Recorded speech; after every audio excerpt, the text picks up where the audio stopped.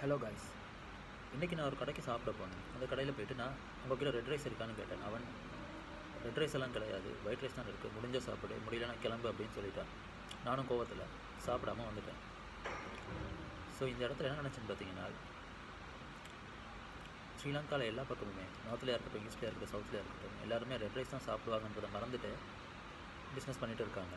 So red rice தான் நார்த்தில் ரொம்ப விரும்பி சாப்பிடுவாங்க. குத்தரிசின்னு சொல்லிட்டு அந்த ரெட் ரைஸ் சாப்பிடுவாங்க. சவுத்துலேயும் ரெட் ரைஸ் தான் சாப்பிடுவாங்க. இதெல்லாம் தெரியாமல், அதாவது மார்க்கெட்டை அனலைஸ் பண்ணாமலே இவங்க கடையை போட்டு நடத்திட்டு வராங்க.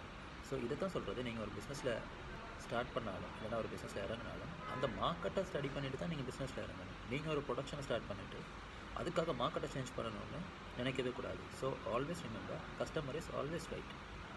ஸோ அதை நீங்கள் நினச்சிட்டு தான் ஒரு பிஸ்னஸை நீங்கள் ஸ்டார்ட் பண்ணிட்டு ஒரு தொழிலாக இருக்கட்டும், ஒரு ப்ரெசன்டேஷன் பண்ணணுனாலே ஆடியன்ஸை ஸ்டடி பண்ணிட்டு தான் நீங்கள் ப்ரெசன்டேஷன் பண்ணணும்.